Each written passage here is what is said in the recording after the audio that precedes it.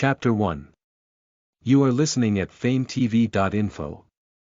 You are a child who brings misfortune, said Count Katana, Riv's adoptive father. Riv's mother died after giving birth to her. Riv wasn't as beautiful as her mother, who was a beauty. She was an ugly child with dull, dark hair, pale skin like a corpse, and had a flat body with no curves. She was a tall girl who was not cute or shy. When Riv was 14 years old, there was a request from the royal family to send her as a maid. Her adoptive father was happy to sell her off for money. Time flies. 7 years had passed by. At the age of 21, Riv was about to die. She looked around the old rusted dungeon where she was locked up. It seemed that no one would care if she died here. What went wrong in my life?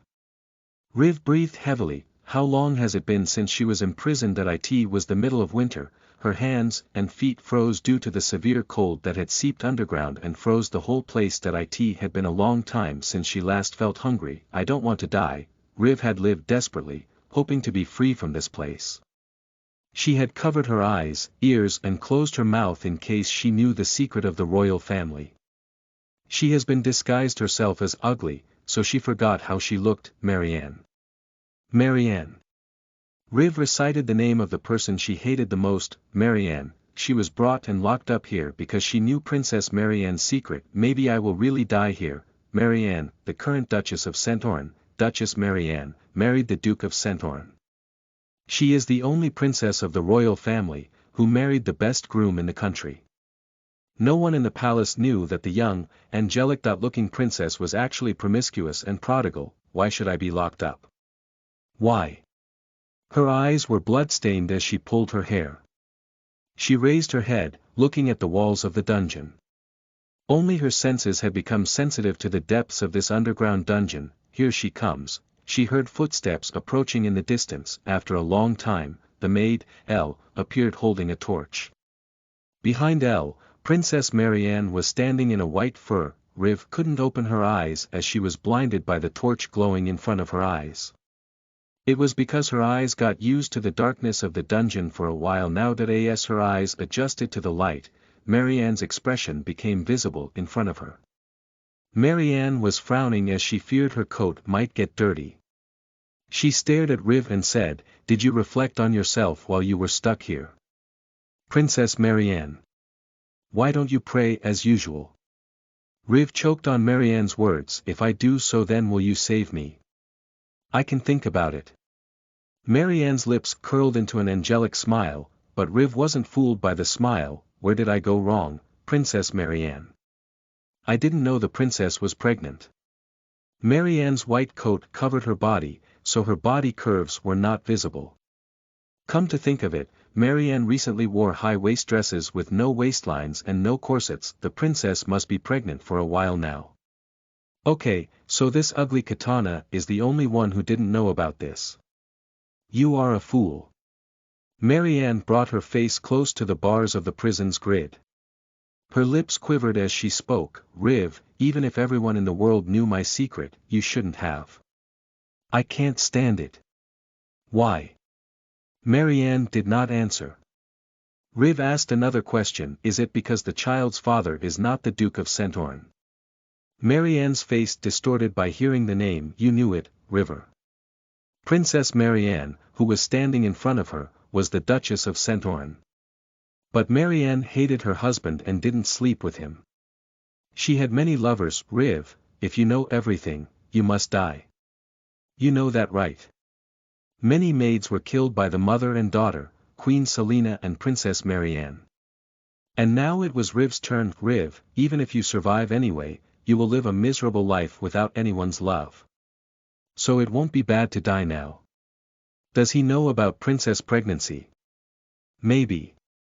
Riv looked at the torch, which roared ominously behind Marianne's back. Marianne's maid, Elle, seemed to be holding an oil can. "Will she burn me to death? If I were to die, I don't want to die this way." When she was about to turn her back, Riv asked Marianne, "Princess, do you know who's the father of the child?" "You don't know exactly who it is, do you?" Marianne, humiliated, looked back at her. Riv realized that what she said was true. Does the Duke of Santorin know about Princess pregnancy? Why do you ask that? Marianne got quickly excited. It is all because of you. It's all because of you that I married this terrible Duke of Santorin, broke up with my lovers, and got pregnant. Marianne's tearful eyes were filled with madness. Without you, I can be happy. Marianne took a ring out of her pocket and threw it at River. A ring thrown across the prison bars fell on Riv's skirt. Riv picked up the ring. The ring was thick, rugged, and rusted all over. The gemstone stuck in the center also stood out, so it seemed worthless as a jewel. What's this? It is Duke Santorin's heirloom and Duchess ring. Marianne seemed extremely disgusted by the ring. Riv grabbed the ring without knowing it. Marianne declared, Riv, take that ugly ring with you when you die. I'll kill you and be free from the Duke of Santorin. Princess. Riv desperately called Marianne, but she backed away. Riv, just die there. Riv realized that she was really going to die. It was the end of her. It was Marianne's true intention to kill her. She was doing what she wanted to do a long time ago. Princess, save me. Why me? If you save me, I will do anything. Cut off my tongue if you're afraid of rumors. If I can't talk, I won't be able to spread rumors. You can write. Well, chop off my hands. It's annoying. It's comfortable and safe by just killing you. Princess.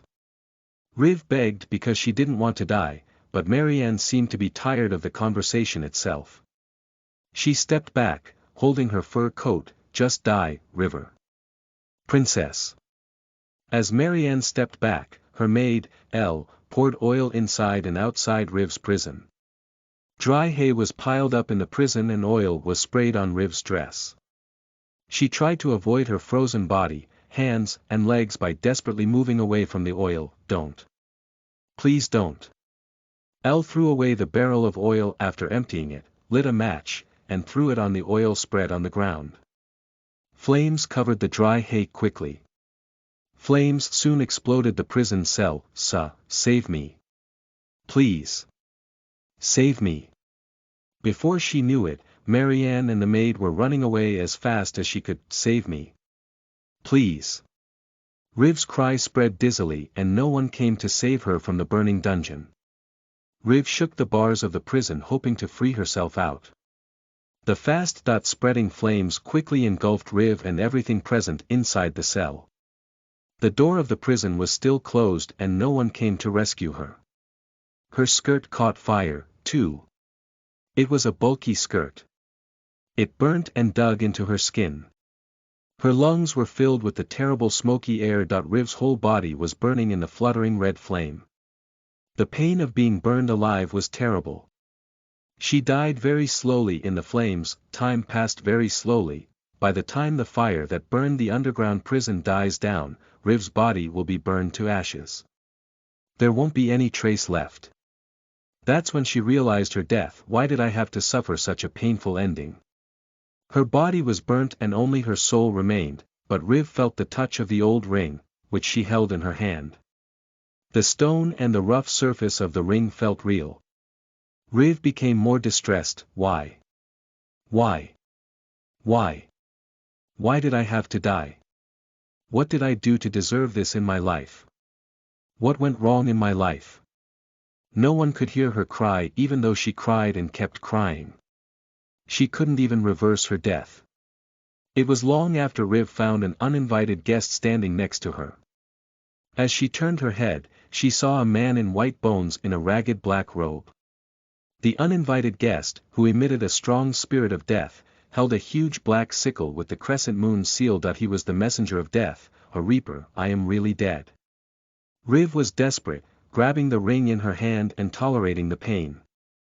She was frustrated when she realized that she wouldn't be able to feel this cold sensation anymore. Riv only waited for the messenger of death to declare her death. The reaper seldom spoke anything. After a long time, he opened his mouth. If you could make a wish, what would you wish for? Riv didn't understand what the reaper said. He repeated himself, do you want to survive or die and go to heaven? Is she given an opportunity here? No, this must be her illusion, Riv thought of Princess Marianne. Even if she went to heaven, it seemed that the pain that she had been murdered by that bitch would not disappear. She was dead and she had no guarantee that she would be able to go to heaven. Even if she dies, nothing will happen to Marianne. Even if Marianne had an illegitimate child and was criticized, no one would ever point at her precious lineage. She died a horrible death, but why would Marianne continue to live? Riv resented everything. I want to live. She wanted to live like crazy. Listen to the full novel at FameTV.info, direct link in the description.